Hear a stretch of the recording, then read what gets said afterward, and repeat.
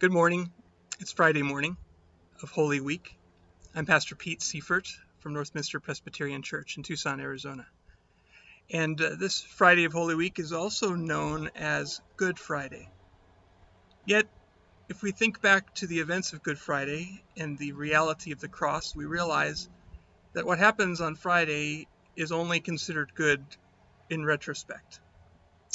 We understand the terrible cost of Jesus Christ being crucified on the cross.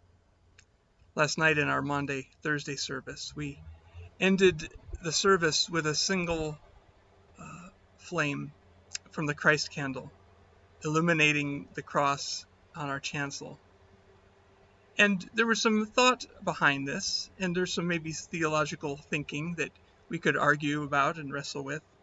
And that was whether we should extinguish the candle fully or keep that Christ candle lit. So what really happens when Jesus dies? Does he really die? Or does he just kind of swoon, as some commentators have thought about in history? No, we believe that he really does die.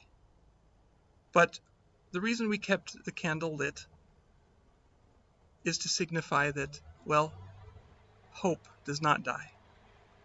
For on Good Friday, our Savior dies on the cross, but our hope remains alive because we remain, as followers of Jesus Christ, a resurrection people.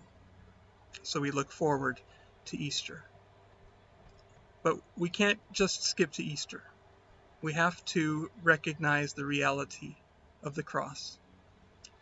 The Heidelberg Catechism is a helpful resource as we think about what the Church has taught about crucifixion and what happened when Jesus died.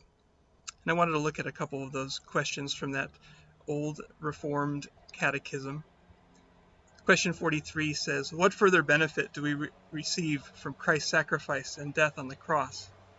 By Christ's power, our old selves are crucified, put to death and buried with him, so that the evil desires of the flesh may no longer rule us, but that instead we might offer ourselves as a sacrifice of gratitude to him. And question 44 says, why does the Creed add, he descended to hell?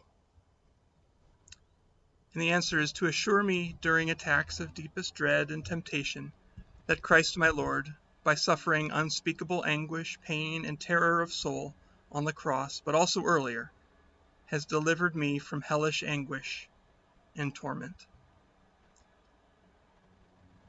Friends, on this Good Friday, we know many of us are experiencing isolation and maybe spiritual darkness, and we're kind of afraid.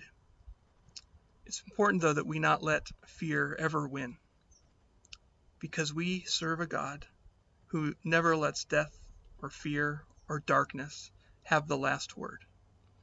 Though it is Friday when Jesus is crucified, remember, it is Good Friday. And it is good because we are shown a Savior who not just suffers for us, but suffers with us. And that suffering is not in vain. The suffering has a purpose of both demonstrating love, but also freeing us, rescuing us from our death, so that we might have the hope of eternity. So that, like it says earlier in the Catechism, we might boldly proclaim that in life and in death, we belong to God. I hope you have a blessed Good Friday, and I look forward to celebrating Easter with you on Sunday.